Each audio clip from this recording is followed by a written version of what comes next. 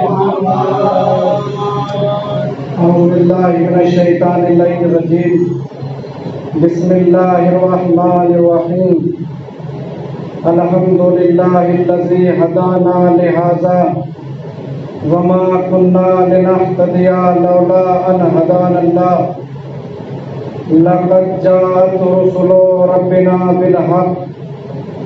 الصلاة والسلام والتحية والإكرام على رسول الثقلين محبوب رب المشرقين والمغربين إمام القبلتين ولي الدارين جد الحسن والحسين أبي القاسم محمد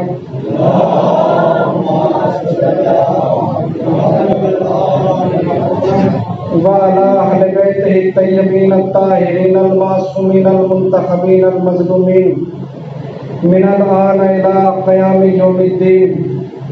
أما بعد فقد قال الله تبارك وتعالى في محكم كتابه الكريم وهو أصدق الصادقين وقوله الحق. بسم الله الرحمن الرحيم. والله أخرجكم من بطون أمهاتكم لا تعلمون شيئا وجعل لكم السمع والأبصار والأفئدة لعلكم تشكرون. صلوات علی محمد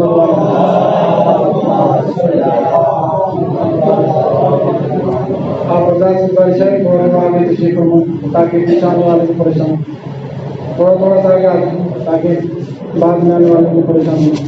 صلوات پڑھتے ہوئے آگے تشریف فرمائیں.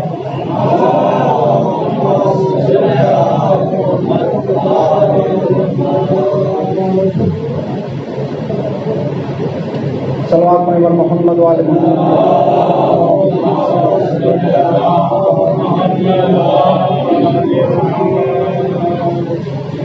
عزیزان گرامی قدر اور برادران عزیز، میں نے آپ حضرات کے سامنے قرآن مجید کے مشہور و معروف سورہ نحل کی 78ویں آیت کو تلاوت کرنے کا شرف حاصل کیا. 3 روز سے آپ حضرات مسلسل علماء کرام، خطبہ، ذاکرین اور واعظین کو سماعت فرما رہے ہیں اور علماء کرام اپنے بہترین بیان سے آپ حضرات کے اذہان عالیہ کو مستفید فرما رہے تھے. اسی لیے میں نے قرآن کریم کے مشہور و معروف سورہ کی تلاوت کرنے کا شرف حاصل کیا. قرآن کریم ایک ایسی عظیم کتاب ہے جو خدائے وحدہ لا شریک نے اپنے آخری پیغمبر حضرت محمد مصطفیٰ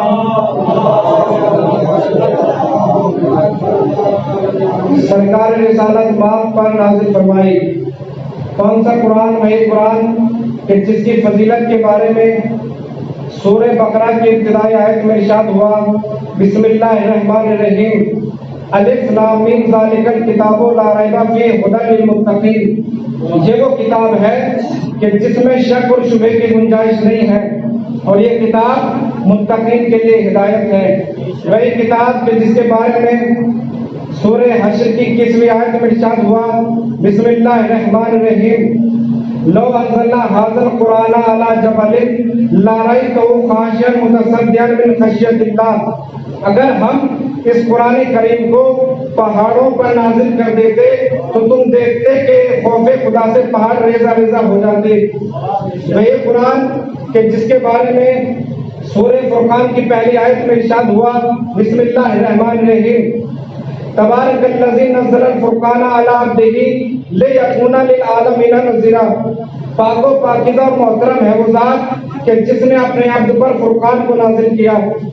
تو اسی محکم کتاب میں، اسی لارب کتاب میں، اسی پاک و پاکیزہ کتاب میں خدا وحدہ لا شریک نے ارشاد فرمایا کون خدا؟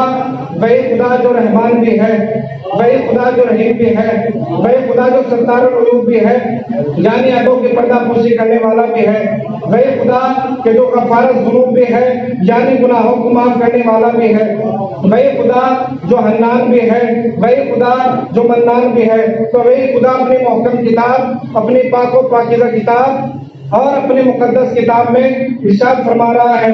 تو اس نے ارشاد فرمایا سورہ نحل کی 71ویں آیت میں بسم اللہ الرحمن الرحیم واللہ اخرجکم من بطون امہاتکم لا تعلمون شیئا، اللہ نے جب تمہیں تمہاری ماؤں کی شکم سے خارج کیا تو لا تعلمون شیئا، تم کسی بھی چیز کا علم نہیں رکھتے تھے۔ یہ جو علم تم نے دنیا میں آنے کے بعد حاصل کیا ہے یہ ماں کی شکم سے حاصل کر کے نہیں آئے۔ اب خدا نے دوسری آیت میں ارشاد فرمایا خلق الانسان ضعیفا، ہم نے انسان کو کمزور پیدا کیا، یعنی جب انسان اس کائنات میں آیا تو کمزور تھا۔ کتنا کمزور تھا؟ اتنا کمزور تھا کہ اگر اسے چیونٹی بھی کاٹ لے تو اسے ہٹانے کی طاقت نہیں رکھتا تھا، اگر اسے چیونٹی بھی کاٹ لے اسے ہٹانے کی طاقت نہیں رکھتا تھا۔ ماں سہارا دے تو چیونٹی سے نجات ملے، باپ مدد کرے تو چیونٹی سے نجات ملے، لیکن جب اس کائنات میں آیا تو خلق الانسان ضعیفا، ہم نے انسان کو کمزور پیدا کیا۔ لیکن جب اس کمزور انسان نے ترقی کی راہوں پر قدم رکھا تو اسی کمزور انسان نے اپنی طاقت کے ذریعے دنیا کی بڑی سے بڑی چیزیں بنائی۔ یہ مائی اس انسان نے اپنی طاقت کے ذریعے بنایا، بڑی بڑی بلڈنگیں اس انسان نے اپنی طاقت کے ذریعے بنائی، ہوائی جہاز اس انسان نے اپنی طاقت کے ذریعے بنایا، موبائل اس انسان نے اپنی طاقت کے ذریعے بنایا، ہوائی جہاز اس انسان نے اپنی طاقت کے ذریعے بنایا، ٹرین اس انسان نے اپنی طاقت کے ذریعے بنائی۔ لیکن جب پیدا ہوا تھا تو کمزور پیدا ہوا تھا، لیکن ترقی کر کے دنیا کا سب سے بڑا فاتح اعظم انسان بن گیا، دنیا کا سب سے بڑا فاتح اعظم بن گیا۔ تو میں ایک بات کہنا چاہتا ہوں کہ جب کمزور پیدا ہونے والا انسان ترقی کر کے پوری دنیا کا سب سے بڑا فاتح اعظم بن سکتا ہے تو بھائی جو پیدا ہی طاقتور ہوا ہو، جو پیدا ہی طاقتور ہوا ہو، جس نے پیدا ہوتے ہی کلے اندر جیت دیا ہو، اب اگر وہ جوانی کے عالم میں 2 انگلیوں سے بابے خیبر کو اکھاڑ دے تو اس میں کیا حیرت کی بات ہے؟ سلوات پڑھے بر محمد والے محمد۔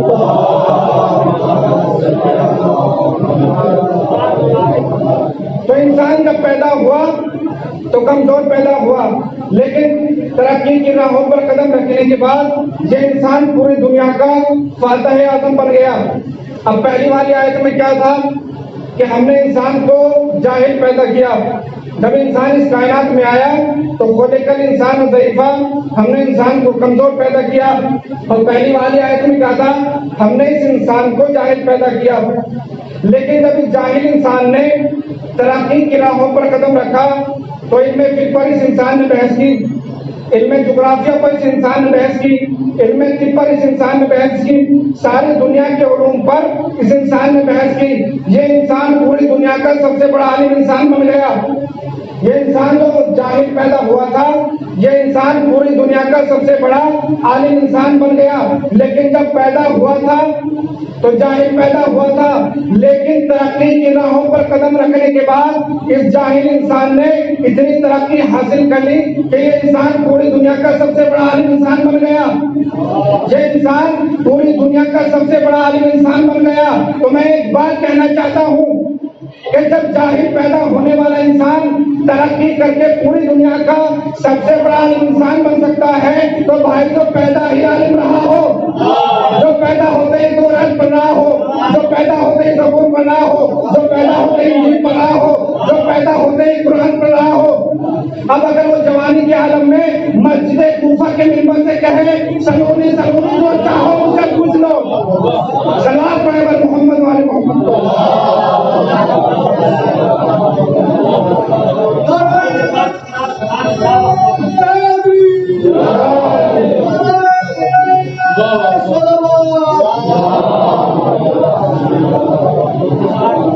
یہ انسان جب پیدا ہوا تو جاہل پیدا ہوا تھا، لیکن ترقی کی راہوں پر قدم رکھنے کے بعد اس جاہل انسان نے پوری دنیا کا سب سے بڑا عالم انسان بن گیا۔ تو جو عالم ہی پیدا ہوا ہو، جو آنے کے بعد ساری کتابوں کی تلاوت کر رہا ہو، اب اگر وہ جوانی کے عالم میں کہے سلونی سلونی جو چاہو مجھ سے پوچھ لو تو اس میں کیا حیرت کی بات ہے۔ اور ایک عام انسان کی تو ہم بات ہی نہیں کرتے، ہمارے معصوم انبیاء اور ہمارے معصوم لیڈر وہ ہیں کہ جن کا مقابلہ میدان علم میں معصوم انبیاء بھی نہیں کر سکتے۔ اب آپ کہیں گے کہ دلیل کیا ہے کہ معصوم انبیاء ہمارے ائمہ کا مقابلہ نہیں کر سکتے؟ ایک سوال پہلے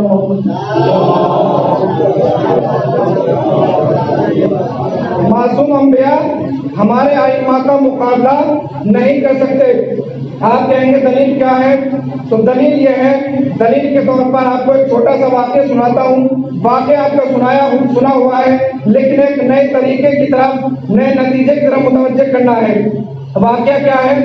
جناب عیسیٰ علیہ السلام اللہ کے خاص پیغمبر اور صاحب کتاب پیغمبر ایک مرتبہ اپنے اصحاب کے ساتھ راستے سے جا رہے تھے کہ آپ نے ایک شخص کو دیکھنے کے بعد کہا کہ یہ شخص آج شام تک مر جائے گا۔ تو جب نبی نے کہا تو صاحب کو مان لینا چاہیے تھا، مگر نہیں مانے۔ اس کی تلاش میں لگ گئے، اس کی کھوج میں لگ گئے کہ دیکھتے ہیں مرتا ہے کہ نہیں مرتا۔ اب شام کو صاحب اس کے دروازے پر پہنچے، صلوات پڑھے بتاؤں۔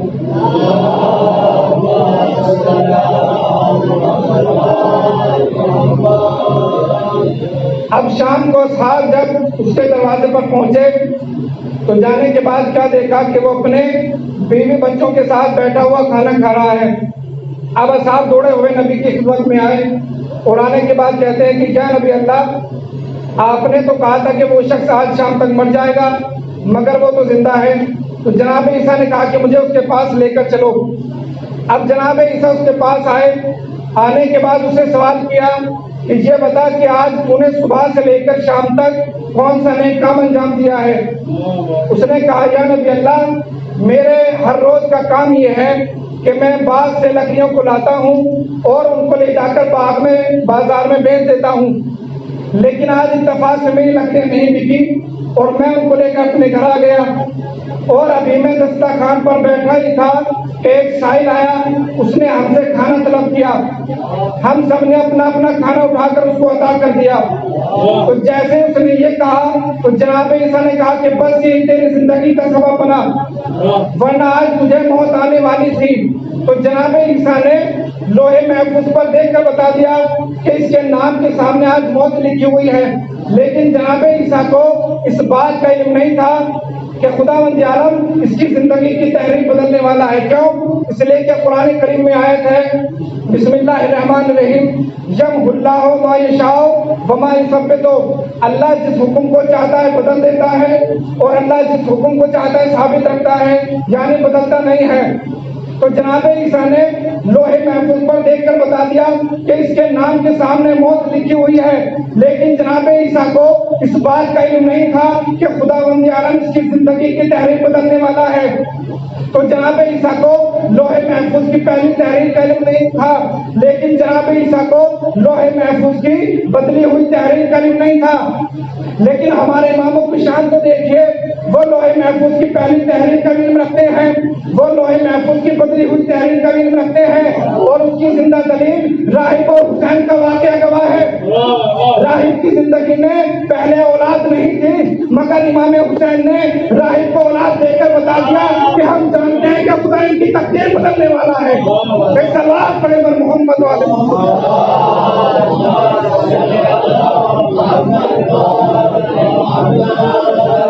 ہم جانتے ہیں کہ خدا اس کی تقدیر بدلنے والا ہے۔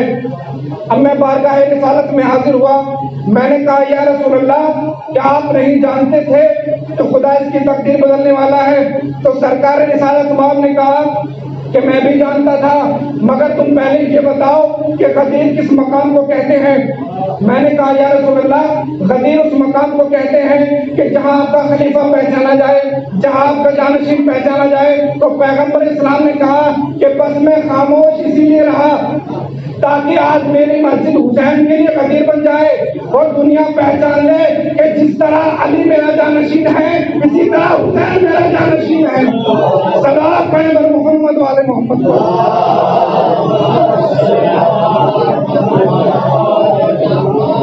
جس طرح علی میرا جانشین ہے، اسی طرح حسین میرا جانشین ہے۔ صلوات پڑھتے ہوئے تھوڑا تھوڑا آگے تشریف لیں۔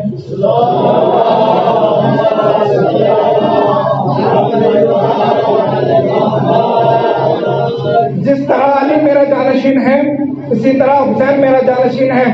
تو اب یہ تو پتہ چل گیا کہ ہمارا معصوم خبر ثابت رہنے والی کی بھی خبر دیتا ہے اور جو خبر نہیں بدلتی اس کی بھی خبر دیتا ہے، لیکن اب پتہ کیسے چلے کہ ہمارا معصوم جو خبر دے رہا ہے وہ ثابت رہنے والی دے رہا ہے یا قائم رہنے والی دے رہا ہے؟ تو اس کا جواب یہ ہے کہ اگر ہمارا معصوم کوئی بات انشاءاللہ لگا کر کہے تو سمجھ لینا کہ یہ بات بدل سکتی ہے، لیکن اگر ہمارا معصوم کوئی بات بغیر انشاءاللہ کے کہے تو سمجھ لینا کہ تخت زمین کو الٹ سکتا ہے، معصوم کی کہی ہوئی بات نہیں بدل سکتی، معصوم کی کہی ہوئی بات نہیں بدل سکتی۔ اب آپ کہیں گے دلیل کیا ہے؟ تو پہلی دلیل سنیے، جب دعوت ذوالعشرہ میں پیغمبر اسلام نے اپنی نصرت کا وعدہ کیا اور کہا کہ جو میری مدد کرے گا وہ میرا خلیفہ ہوگا، وہ میرا جانشین ہوگا، تو پیغمبر اسلام نے بغیر انشاءاللہ کے علی کی خلافت کا اعلان کر کے بتا دیا کہ دنیا تو بدل سکتی ہے، علی کی خلافت نہیں بدل سکتی، دنیا تو بدل سکتی ہے، علی کی خلافت نہیں بدل سکتی۔ دوسری دلیل سنیے، خیبر کے میدان میں جب پیغمبر اسلام نے اعلان کیا لوتینا رائتا فتن رجلن کرارن غیر فرارن، کل میں علم اس کو عطا کروں گا جو مرد ہوگا، جو کرار ہوگا، جو غیر فرار ہوگا، جو بڑھ بڑھ کر حملے کرنے والا ہوگا۔ تو پیغمبر اسلام نے خیبر کے میدان میں علم عطا کیا تھا، دیا نہیں تھا۔ اب آپ کہیں گے کہ دینے میں اور عطا کرنے میں کیا فرق ہے؟ تو اس کا جواب یہ ہے کہ اگر کوئی چیز دی جاتی ہے تو وہ واپس لی جا سکتی ہے، لیکن اگر کوئی چیز عطا کر دی جائے تو وہ واپس نہیں لی جاتی، وہ ملکیت بن جاتی ہے۔ جو چیز عطا کر دی جائے وہ واپس نہیں لی جاتی۔ تو جب قرآن کریم کا سورہ برات سورہ نازل ہوا تو پیغمبر اسلام نے دے دیا تھا، اسی لیے واپس لے لیا تھا، لیکن خیبر کے میدان میں علم عطا کر دیا تھا، اسی لیے آج علی والوں کے یہاں ہے، غیروں کے یہاں نہیں ہے۔ صلوات پڑھیں پر محمد والے محمد۔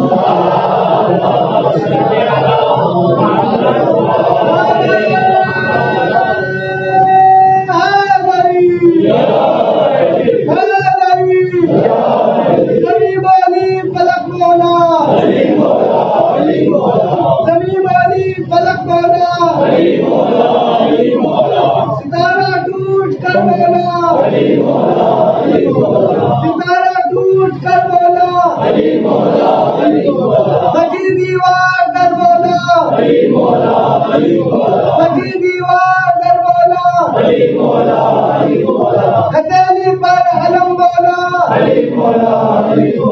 ہتھیلی پر علم بولا، سریرا جھوم کر بولا، سریرا جھوم کر بولا، نعرے حیدری، حیدری، بلند سلام۔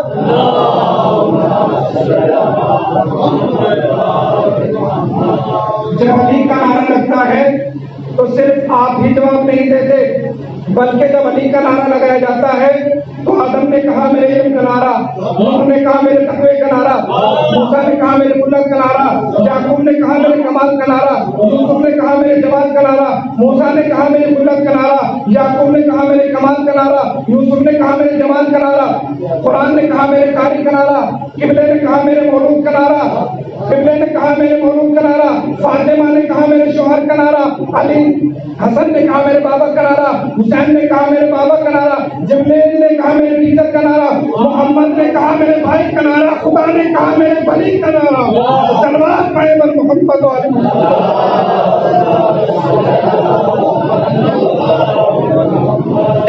تو دینے میں اور عطا کرنے میں یہ فرق ہے۔ اب آپ کہیں گے اور کیا فرق ہے دینے میں اور عطا کرنے میں؟ دوسری دلیل سنیے، اللہ کے خاص نبی اور پیغمبر جناب سلیمان علیہ السلام نے بارگاہ خدا میں دعا کی، بسم اللہ الرحمن الرحیم، قال رب اغفر لی وہب لی ملکا، اے میرے پروردگار مجھے ایسی حکومت دے دے کہ جو آج سے پہلے تو نے کسی کو نہ دی ہو۔ اب خدا نے جناب سلیمان کی دعا کو قبول فرمایا، لیکن جب اس نے دینے کا اعلان کیا تو کیا کہا؟ قال رب اغفر لی وہب لی ملکا، اے میرے سلیمان نبی ہم نے آپ کو حکومت عطا کر دی ہے، ھذا عطاؤنا، یہ حکومت ہم نے آپ کو عطا کر دی ہے، اب چاہے تو اسے رکھو یا تقسیم کر دو، ہم تم سے اس کا کوئی حساب نہیں لیں گے۔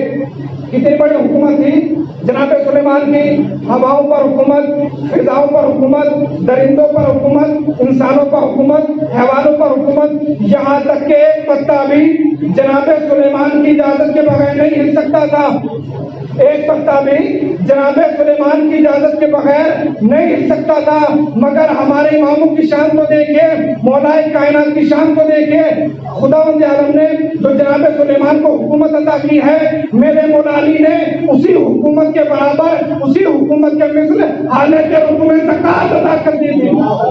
ایک صلوات پڑھیں محمد والے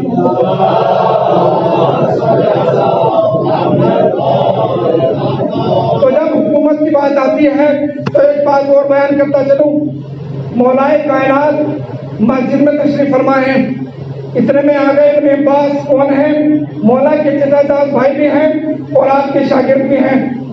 جیسے ابن عباس مسجد میں داخل ہوئے تو مولائے کائنات نے وہیں سے پوچھا، اے ابن عباس یہ بتاؤ یہ جو میری جوتیاں رکھی ہوئی ہیں ان کی قیمت کیا ہے؟ یہ ظاہری قیمت کی بات ہو رہی ہے، ورنہ علی کی جوتیاں تو تاج سلیمانی سے بھی مہنگی ہیں۔ تو مولائے کائنات نے کہا ابن عباس یہ بتاؤ یہ جو میری جوتیاں رکھی ہوئی ہیں ان کی قیمت کیا ہے؟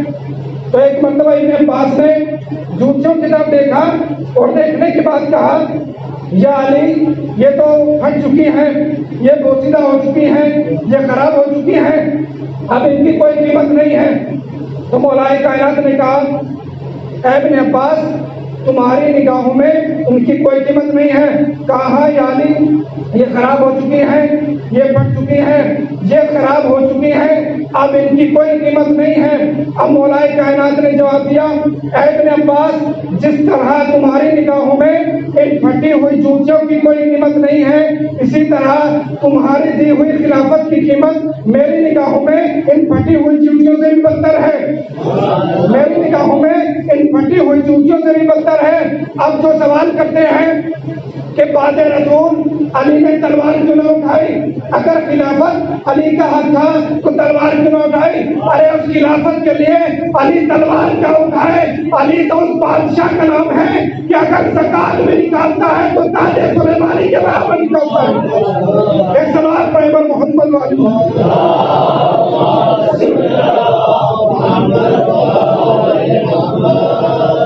علی تو اس بادشاہ کا نام ہے کہ اگر زکات میں نکالتا ہے تو تاج سلیمانی کے برابر نکالتا ہے۔ یہ ہے مولائے کائنات کی فضیلت۔ اور کیا ہے؟ یہی وجہ تھی کہ مدینہ کی گلی میں ایک خاتون تھی جو ہر وقت علی علی کرتی رہتی تھی، اٹھتے ہوئے تو علی علی، بیٹھتی تھی تو علی علی، لیٹتی تھی تو علی علی۔ اب اس کی شکایت کسی نے دربار میں کر دی۔ اب حجاج نے حذیفہ کو اپنے دربار میں بلایا اور بلانے کے بعد کہا کہ اے حذیفہ یہ بتا جو تو ہر وقت علی علی کرتی رہتی ہے کیا تیرا علی میرے انبیاء سے بھی افضل ہے؟ تو حذیفہ نے کہا کہ ہاں میرا علی تیرے انبیاء سے بھی افضل ہے۔ تو حجاج نے کہا کہ دلیل پیش کر کہ تیرا علی میرے انبیاء سے کیسے افضل ہے؟ اگر دلیل نہ پیش کری تو تجھے یہیں پر قتل کر دیا جائے گا۔ اب حذیفہ نے کہا کہ بادشاہ دلیل سننا چاہتا ہے کہ ہاں دلیل پیش کر۔ کہا تو سن، تیرا آدم وہ ہے کہ جب جناب آدم سے ترک اولا ہوا اور خدا نے کہا آدم جنت سے چلے جاؤ، اب جناب آدم جنت سے آنے لگے، آواز قدرت آئی آدم جنت کا لباس نہیں اتار دو۔ کیوں؟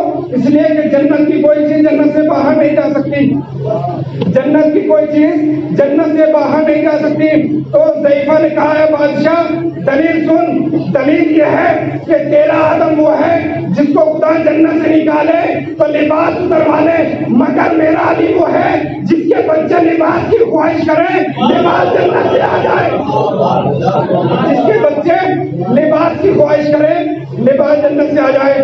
اب بادشاہ کہتا ہے کہ اور دلیل بیان کر کہ یہ بتا کہ تیرا علی میرے موسیٰ سے کیسے افضل ہے؟ حذیفہ نے کہا دلیل سننا چاہتا ہے؟ کہا دلیل پیش کر۔ حذیفہ نے کہا کہ جب فرعون کے دربار میں جناب موسیٰ کو بلایا گیا، حکم خدا ہوا اے موسیٰ اپنے عصے کو زمین پر پھینک دو۔ اب جناب موسیٰ نے اپنے عصے کو زمین پر پھینکا، جیسے ہی عصا زمین پر آیا اژدہا بن گیا۔ دوبارہ حکم خدا ہوا اے موسیٰ اپنے اس عصے کو اٹھا لو۔ اب جیسے ہی جناب موسیٰ اس کی طرف بڑھے ایک مرتبہ ڈر گئے تو حذیفہ نے کہا بادشاہ دلیل سننا چاہتا ہے؟ کہا ہاں دلیل پیش کر۔ کا دلیل یہ ہے کہ تیرا موسیٰ وہ ہے کہ جو اژدہے کو ہاتھ لگانے سے نہ جائے، مگر میرا علی وہ ہے جس نے بچپنے میں اژدہے کو تو حصوں میں تقسیم کر دیا تھا۔ اے صلوات پڑھیں پر محمد والے محمد۔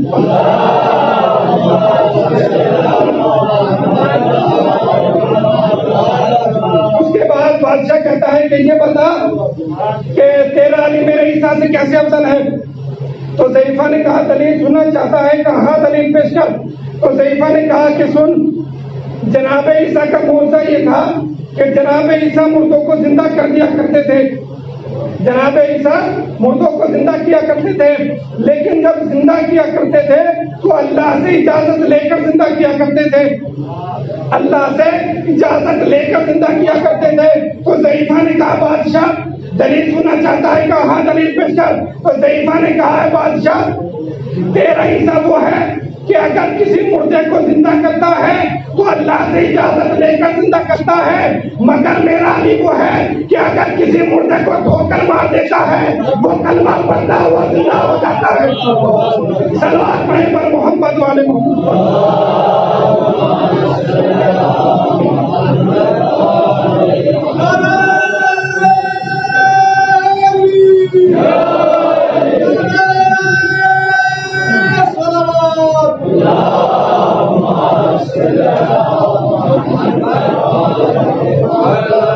تیرا عیسیٰ وہ ہے کہ اگر مردے کو زندہ کرتا ہے تو اللہ سے اجازت لے کر زندہ کرتا ہے، مگر میرا علی وہ ہے کہ اگر کسی مردے کو ٹھوکر مار دیتا ہے تو وہ کلمہ پڑھتا ہوا زندہ ہو جاتا ہے۔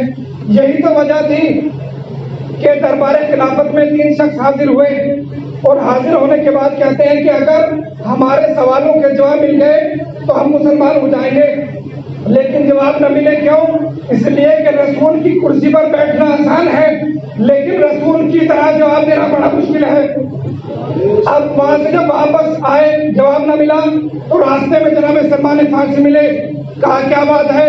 کہا ہم دربار خلافت میں گئے تھے، ہمارے 3 سوال ہیں، اگر ہمیں جواب مل جاتے تو ہم مسلمان ہو جاتے۔ کہا آؤ میں تمہیں ایسے کے پاس لے کر چلتا ہوں جو صرف تمہارے جواب ہی نہیں بتائے گا بلکہ یہ بھی بتائے گا کہ تمہارے سوال کیا ہے، تمہارے سوال کیا ہیں۔ کہا ٹھیک ہے۔ جناب سلمان ان کو لے کر ایک باغ میں آئے، جب انہوں نے دیکھا کہ ایک شخص ہے جو لوہے کے بیلچے سے باغ میں کام کر رہا ہے تو ایک مرتبہ کہنے لگے کہ جب تخت خلافت پر بیٹھنے والا ہمارے سوالوں کے جواب نہ دے سکا تو یہ باغ میں مزدوری کرنے والا کیا جواب دے گا؟ عجب نہیں جناب سلمان فارسی نے کہا ہو کہ جہاں پر تم گئے تھے وہ نقلی تھے، اب میں اصلی کے پاس لے کر آیا ہوں، اب میں اصلی کے پاس لے کر آیا ہوں۔ اب مولائے کائنات آئے، آنے کے بعد جناب سلمان فارسی نے کہا کہ کیا علی یہ 3 شخص ہیں، اگر ان تینوں کے جواب مل گئے تو یہ مسلمان ہو جائیں گے۔ اب جناب داؤد کا ماننے والا آگے بڑھا اور آگے بڑھنے کے بعد کہتا ہے کہ کیا علی میرے نبی جناب داؤد کا معجزہ یہ تھا کہ وہ لوہے کو موم بنا دیا کرتے تھے، وہ لوہے کو موم بنا دیا کرتے تھے۔ مولائے کائنات نے کہا ٹھیک ہے۔ مولائے کائنات کے ہاتھ میں لوہے کا بیلچہ تھا، ایک سیرا اپنے ہاتھ میں پکڑا، ایک سیرا اس کے ہاتھ میں دیا اور کہا کہ اتنی دور تک کھینچتا ہوا چلا جائے جب تک تجھے یقین نہ ہو جائے۔ اب اس نے وہ لوہے کا بیلچہ پکڑا، بہت دور تک کھینچتا ہوا گیا، جب وہ لوہے کا بیلچہ بال کے جتنا زیادہ باریک ہو گیا اس نے وہیں سے کہا یا علی مجھے یقین ہو گیا آپ رسول کے اصلی خلیفہ ہیں، آپ رسول کے اصلی خلیفہ ہیں۔ مولائے کائنات نے کہا یقین ہو گیا تو اس کو چھوڑ دے۔ اب جیسے اس نے چھوڑا وہ اپنی اصلی حالت پر آ گیا، لوہے کا بیلچہ بن گیا۔ اب جناب موسیٰ کا ماننے والا آگے بڑھا اور آگے بڑھنے کے بعد کہتا ہے کہ کیا علی میرے نبی جناب موسیٰ کا معجزہ یہ تھا کہ وہ عصے کو اژدہا بنا دیا کرتے تھے، मौलाए कायनात ने कहा ठीक है। मौलाए कायनात ने लोहे का बेलचा उसके हाथ में दिया और कहा कि या अली कह के इसको जमीन पर फेंक दे। अब उसने या अली कह के जमीन पर फेंका, लोहे का बेलचा अस्तहा बन गया। उसके बाद कहा कि इसको उठा ले। जैसे वो उसकी तरफ बढ़ा एक मर्तबा डर गया। मौलाए कायनात ने कहा ये तेरी गलती नहीं है जो तू आज डरा है, तेरा मूसा भी दरबार फिरौन में इसी तरह डरा था, तेरा मूसा भी दरबार फिरौन में इसी तरह डरा था। मौलाए कायनात ने उसको उठाया, वो भी लोहे का बेलचा बन गया। अब जनाब ईसा का मानने वाला आगे बढ़ा। तो यहाँ से तवज्जो चाहता हूँ, जनाब ईसा का मानने वाला आगे बढ़ा, कहा या अली मेरे नबी जनाब ईसा का मौजा ये था कि वो मुर्दे को जिंदा कर दिया करते थे। मौलाए कायनात ने कहा कि ठीक है, तुम्हारे कोई कब्रिस्तान तो होंगे? कहा हाँ करीब में है। कहा कि चलो वहीं पर चलते हैं। आज हम तुम्हारे ऐसे मुर्दों को जिंदा करेंगे जो 1000 साल पहले मर चुके हैं, जिनका गोश्त तो गोश्त, हड्डियां भी खत्म हो गई होगी। अब मौलाए कायनात आए। जैसे ही मौलाए कायनात ने कब्रिस्तान में कदम रखा, नहीं बल्कि अबू तुराब ने तुराब पर कदम रखा। जैसे ही कदम रखा और एक मर्तबा सलाम किया, अस्सलामु अलैकुम या अहलल कुबूर, ऐ कब्रों में सोने वालों तुम पर अली का सलाम, और मैं अली तुम्हें हुक्म देता हूँ कि अभी के अभी अपनी कब्रों से बाहर आ जाओ, अभी के अभी अपनी कब्रों से बाहर आ जाओ।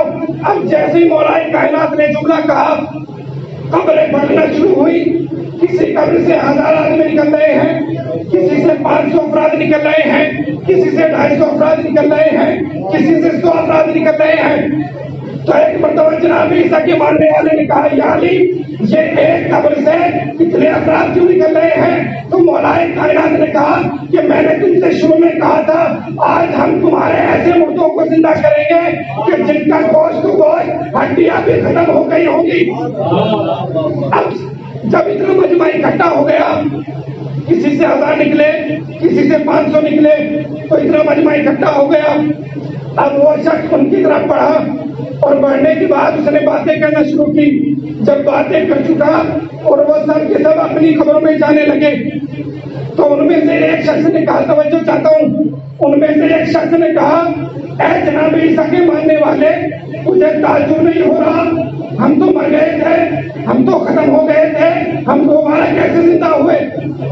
जब हम मर गए थे तो हम दोबारा कैसे जिंदा हुए? कहा अगर तुझे ताज्जुब नहीं हो रहा तो मैं ही बता देता हूँ।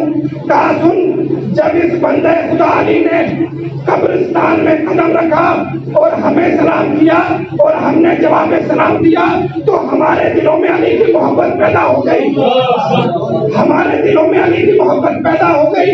जब हमारे दिलों में अली की मोहब्बत पैदा हो गई तो खुदा ने हमें हड्डियां भी दी, खुदा ने हमें गोश्त भी दिया, खुदा ने हमारा पूरा जिस्म अदा कर दिया और उस पूरे जिस्म में रूह भी दाखिल कर दी, उस पूरे जिस्म में रूह भी दाखिल कर दी। उसके बाद ये कहकर वो जुमले चले गए, लेकिन हमारे कहने के लिए 2 जुमले छोड़कर चले गए। 2 जुमले क्या है? 2 जुमले ये हैं कि जिंदगी इश्क़ अली का नाम है और मौत मुझसे अली का नाम है। एक सलात पैगंबर मोहम्मद वाले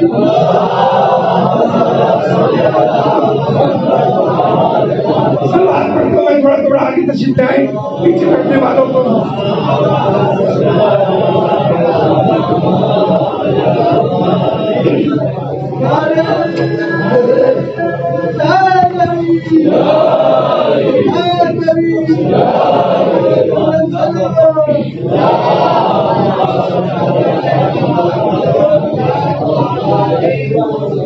बारह दिगर सलवात पढ़ें।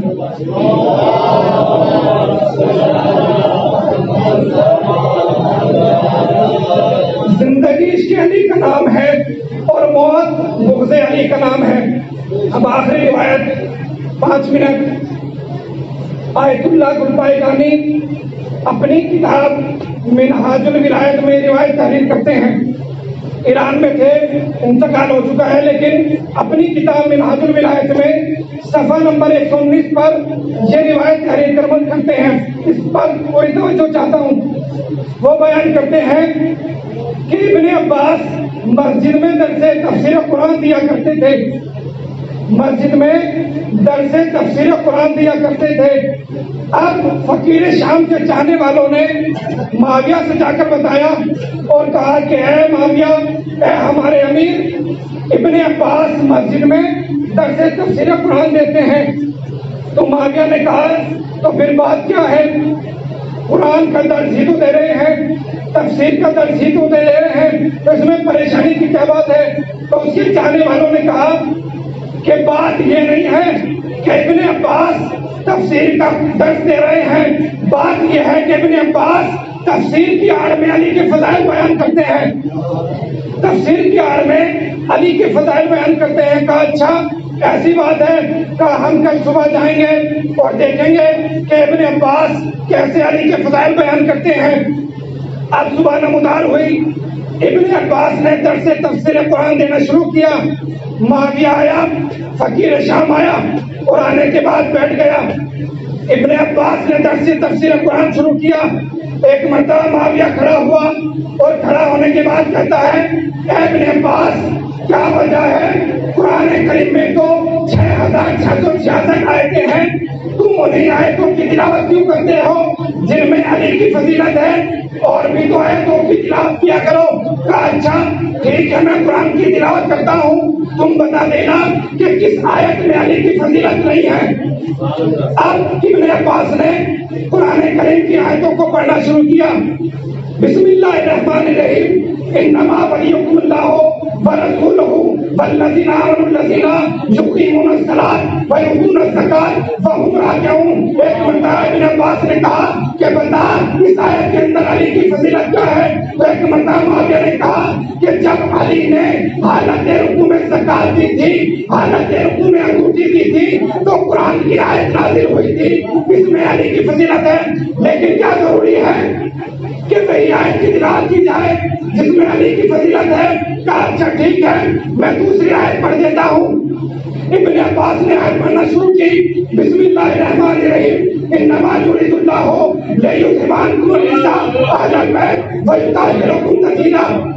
بتا اس آیت کے اندر علی کی فضیلت کیا ہے؟ تو ایک مرتبہ معاویہ نے کہا کہ جب بندے تن چادر تطہیر میں آ گئے اور علی کی شان میں، بندے تن کی شان میں خدا نے آیت نازل فرمائی، لیکن کیا ضروری ہے کہ اسی آیت کو پڑھا جائے جس میں علی کی فضیلت ہے، جس میں علی کی فضیلت ہے۔ ابن عباس نے پھر آیت کی تلاوت کی۔ بسم اللہ الرحمن الرحیم، یا ایھا الرسول بلغ ما انزل الیک من ربک وان لم تفعل فما بلغت رسالتہ واللہ یعصمک من الناس۔ بتا اس آیت کے اندر علی کی فضیلت کیا ہے؟ تو ایک مرتبہ معاویہ نے کہا کہ جب غدیر خم کے موقع پر رسول کو حکم ہوا کہ کافرے کو روکا جائے، کافرے کو روکا جائے، تبھی آیت نازل ہوئی تھی۔ لیکن کیا ضروری ہے کہ وہی آیت پڑھی جائے جس میں علی کی فضیلت ہے؟ کہا ٹھیک ہے، میں دوسری آیت پڑھ دیتا ہوں۔ اب ابن عباس نے دوسری آیت پڑھی، الیوم اکملت لکم دینکم واتممت علیکم نعمتی ورضیت لکم الاسلام دینا۔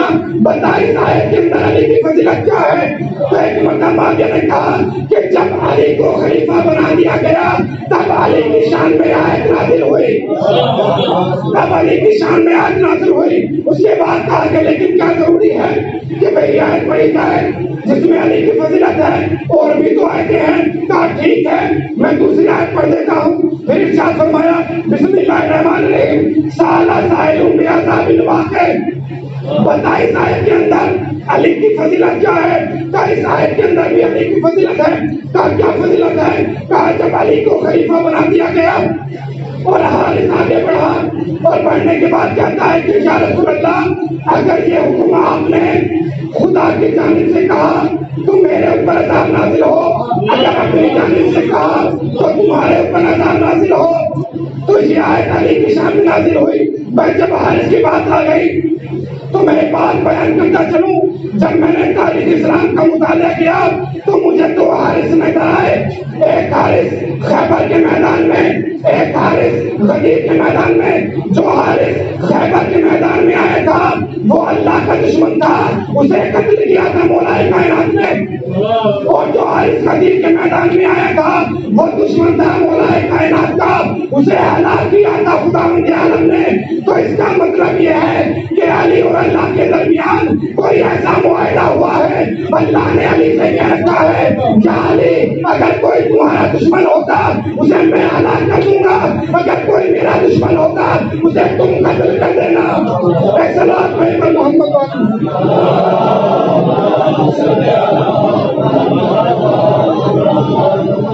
تو ابن عباس نے آیت کی تلاوت کی، سالہ سائلون بے عذاب واقع۔ تو معاویہ نے کہا کہ اس آیت کے اندر بھی علی ہے۔ تو ایک مرتبہ ابن عباس نے معاویہ کے چہرے کی طرف دیکھا اور دیکھنے کے بعد کہا، اے معاویہ یہ بتا قرآن کریم کے اندر 6666 آیتیں ہیں، مجھے ایک آیت ایسی دکھا دے کہ جس میں علی کی فضیلت بیان نہیں ہوئی۔ معاویہ نے کہا کہ ٹھیک ہے میں قرآن کی تلاوت کرتا ہوں۔ کہا اچھا ٹھیک ہے۔ اب معاویہ نے سورہ پڑھنا شروع کیا، بسم اللہ الرحمن الرحیم، اذا زلزلت الارض زلزالها واخرجت الارض اثقالها وقال الانسان ما لها يومئذ تحدث اخبارها بان ربك اوحى لها۔ ایک مرتبہ ابن عباس نے معاویہ کے چہرے کی طرف دیکھا اور چہرے کی طرف دیکھنے کے بعد کہا، اے معاویہ تیری بدقسمتی یہ ہے کہ اس آیت کے اندر بھی علی ہے، اس آیت کے اندر بھی علی ہے۔ ایک مرتبہ معاویہ نے اپنا چہرہ ابن عباس کی طرف کیا اور ایک مرتبہ کہا، اے ابن عباس پھر کہہ کیوں نہیں دیتے کہ جب تک قرآن قرآن ہوگا تب تک علی علی ہوگا۔ صلوات پر محمد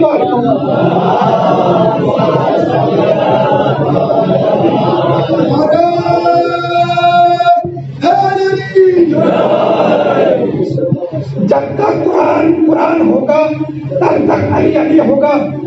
قرآن کی آیت آیت میں علی ہے، قرآن کے سورے سورے میں علی ہے، قرآن کے زبر زبر میں علی ہے، قرآن کے نقطے نقطے میں علی ہے۔ یہی تو وجہ تھی کہ جب 13 رجب کو مولا کائنات خانہ کعبہ میں پیدا ہوئے اور پیدا ہونے کے بعد 15 رجب کو پیغمبر اسلام نے علی کو اپنے ہاتھوں پر اٹھایا اور اٹھانے کے بعد مولا کائنات نے کہا، یا رسول اللہ کیا توراۃ پڑھ کر سناؤں، یا رسول اللہ کیا زبور پڑھ کر سناؤں، یا رسول اللہ کیا انجیل پڑھ کر سناؤں، یا رسول اللہ کیا قرآن پڑھ کر سناؤں، کیا قرآن پڑھ کر سناؤں، کیا قرآن پڑھ کر سناؤں۔ تو اس کا مطلب یہ ہے کہ جب علی پیدا ہوئے تھے تو قرآن کی تلاوت کی تھی، اب جب تک قرآن رہے گا تب تک علی کا ذکر ہوتا رہے گا۔ صلوات پر محمد والے محمد۔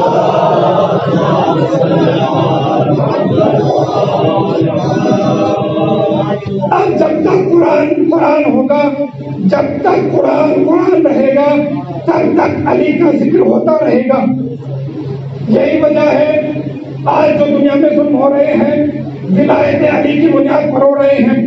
بھارت چنار میں دیکھیے کس طرح ظلم ہو رہے ہیں، ان کا قصور کچھ نہیں ہے، صرف محبت علی ہے، صرف ولایت علی ہے اور ولایت حسین ہے۔ آپ نے دیکھا ہوگا، ایک ویڈیو دیکھی ہوگی کہ جس میں ایک علی کے چاہنے والوں کو قتل کیا جا رہا ہے۔ کس طرح قتل کیا جا رہا ہے؟ پسِ گردن سے ذبح کیا جا رہا ہے۔ یعنی جس طرح کربلا کے میدان میں شمر ملعون نے امام حسین کو پسِ گردن شہید کیا تھا، اسی طرح آج بھارت چنار میں پاکستان میں ظلم ہو رہا ہے۔ جب اس واقعے کی خبر اس نوجوان کے والد سے پوچھا گیا کہ تم کیا کہنا چاہتے ہو، تمہارے بیٹے کو پسِ گردن شہید کیا گیا، تو اس کے والد نے جواب دیا کہ میں بچپن سے عزاداری کرتا ہوں، میں بچپن سے ذکر حسین کرتا ہوں، لیکن میں یہ سوچتا تھا کہ خداوند عالم اور امام حسین میری عزاداری کو قبول کرتے ہیں یا نہیں کرتے۔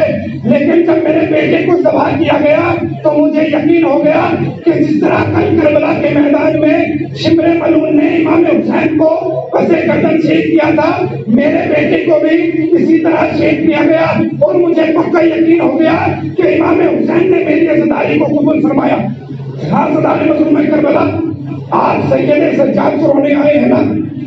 کون سید سجاد؟ 40 سال خون کے آنسو رونے والا سید سجاد. آپ نے آیت اللہ محسن حکیم کا نام سنا ہوگا، نجف اشرف میں تھے. ان کے پاس ایک شخص آیا اور آ کر کہنے لگا کہ آقا کل ہمارے یہاں پر مجلس ہوئی تھی. جب ذاکر نے مسائل پڑھنا شروع کیے تو ذاکر نے کہا کہ سید سجاد 40 سال خون کے آنسو روئے.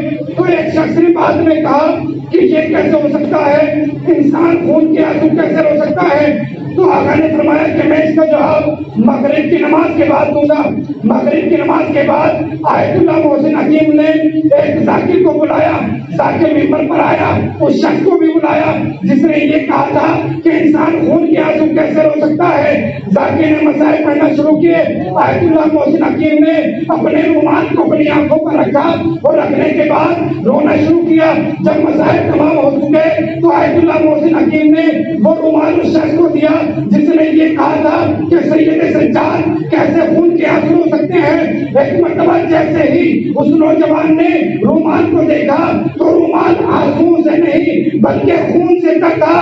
ایک مرتبہ اس نے جی کر کہا ارے جب نائب امام خون کے آنسو رو رہا ہے تو وہ سید سجاد جس نے اپنی آنکھوں کے سامنے اپنی ماں بہنوں کے پردوں کو بے کھلے دیکھا ہو. حضرتان مظلوم کربلا آپ کی آوازیں کیا بلند ہو چکی ہے. حضرتان مظلوم کربلا جب مجلس میں آیا کریں تو ایسے رویا کریں، کس طرح رویا کریں؟ اس طرح کی شہزادی فاطمہ جن کی عمر کل 18 سال ہے، 9 سال بابا کے گھر میں رہی، 9 سال علی کے گھر میں رہی. بیٹی باپ جس کا رسول جیسا اور جس کا شوہر علی جیسا، 9 سال تک رسول کی یہ خواہش رہی کہ فاطمہ مجھ سے کچھ مانگے، مگر فاطمہ نے بابا سے کچھ نہیں مانگا. 9 سال تک علی کے گھر میں رہی لیکن علی کی خواہش رہی کہ فاطمہ مجھ سے مانگے. لیکن جس فاطمہ نے نہ رسول سے کچھ مانگا ہو، جس فاطمہ نے نہ علی سے کچھ مانگا ہو، وہی فاطمہ زہرا جب مجلس حسین میں آتی ہے تو ہر سادات کے سامنے رومال پھیلا کر کہتی ہے اے میرے حسین کے عزیزانو یہ آنسو مجھے دے دیجیے اور یہ آنسو تمہارے میرے حسین کے زخموں کا مرہم قرار پاتے. حضرتان مظلوم کربلا خدا کو کوئی غم نہ دے سوائے غم مظلوم کربلا کے.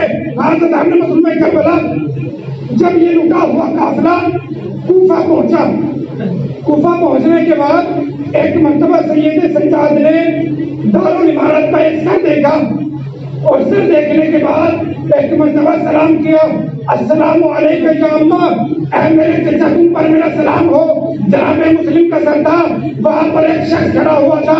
اس نے کہا بیمار یہ کس کا سر ہے؟ کہا یہ میرے چچا کا سر ہے. کہا یہ تمہارے چچا کا سر نہیں ہو سکتا. کہا کیوں نہیں ہو سکتا؟ کہا 1 مہینے پہلے یہ بھی اسی طرح آیا تھا، گلے میں لنگر تھی، گلے میں خاردار کوپ تھی، پیروں میں بیڑیاں تھی، لیکن اس کے باوجود اس کا سر اٹھا ہوا تھا. لیکن اے بیمار میں نے دیکھ رہا ہوں جب سے تم آئے ہو تمہارے گلے میں بھی توق ہے، گلے میں لنگر ہے اور پیروں میں بیڑیاں ہیں، لیکن جب سے میں دیکھ رہا ہوں تمہارا سر جھکا ہوا ہے. ایک مرتبہ سید سجاد نے کہا اے شخص تو نے انصاف نہیں کیا.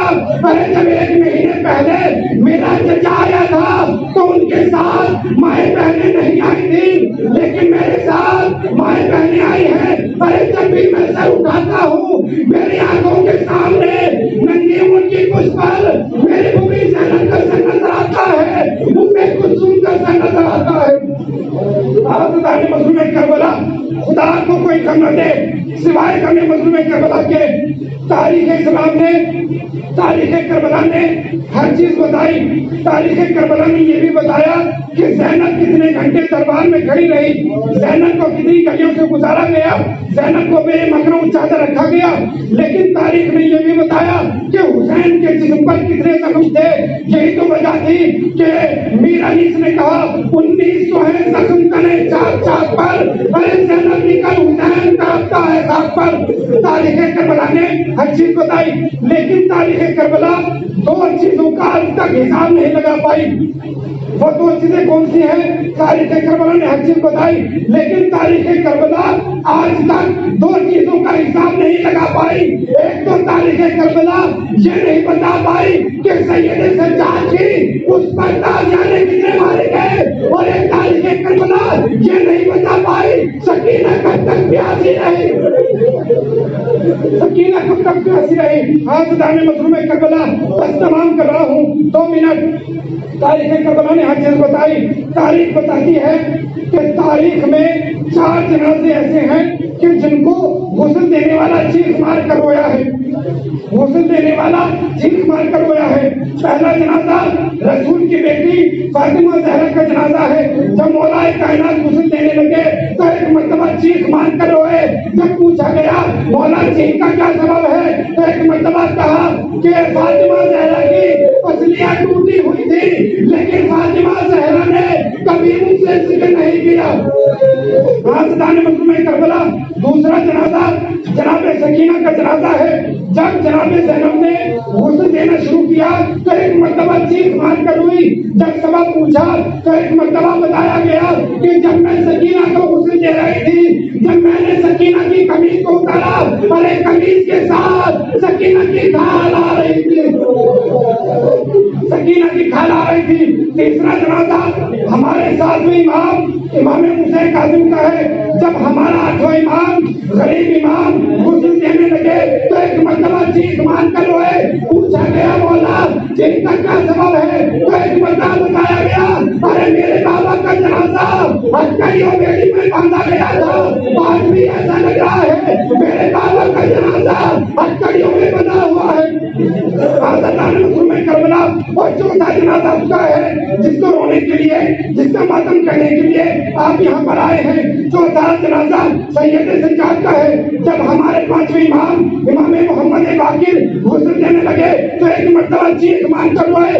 جب چیخ کا سبب پوچھا تو ایک مرتبہ بتایا گیا ارے میرے بابا کے جسم پر اتنے تازیانے مارے گئے، اتنے تازیانے مارے گئے کہ 35 سال ہو گئے، لیکن آج بھی ایسا محسوس ہو رہا ہے کہ میرے بابا کے جنازے پر آج بھی تازیانوں کے نشان ہیں۔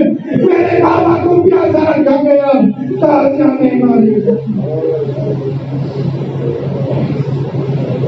اللہ لعنت اللہ علی قوم الظالمین، انا للہ و انا الیہ راجعون۔ پروردگار کے واسطے محمد محمد کا ہماری اس خلیل سے عبادت کو قبول عطا فرمائے۔ پروردگار کے واسطے محمد کا ہماری اس خلیل سے عبادت کو ذریعہ نجات عطا فرمائے۔ پروردگار کے واسطے محمد کا حاضرین میں اگر کوئی بیمار ہے تو ان کو شفائی کل شفائی نہایت عطا فرمائے۔ پروردگار کے واسطے محمد کا جتنے بھی بیٹھے ہوئے ہیں خداوند عالم امام سجاد کے وسیلے سے ان سب کو حج و زیارت سے مشرف فرما۔ پروردگار کے واسطے محمد کا مقامات مقدسہ کی حفاظت فرما۔ پروردگار کے واسطے محمد کا علماء کرام مراجع کرام خصوصاً آیت اللہ سستانی، آیت اللہ خامنہ اور دیگر مراجع کرام کی حفاظت فرما، ان کو طولانی عمر عطا فرما۔ پروردگار کے واسطے محمد کا جہاں جہاں پر بھی ظالمین شیعوں پر ظلم کر رہے ہیں پروردگار ان کو نابود فرما اور شیعہ اہل بیت کی حفاظت فرما۔ پروردگار کے واسطے محمد کا صاحب خانہ پر اپنی رحمت نعمت مغفرت کی نازل فرما۔ پروردگار کے واسطے محمد کا ہماری آخری دعا یہی ہے کہ منتقم خون حسین امام زمانہ کے ظہور میں تاج عطا فرما اور ہم سب کو ان کے اعوان و انصار میں شمار فرما۔ ربنا تقبل منا انك انت السميع العليم برحمتك يا ارحم الراحمين ماتم حسین۔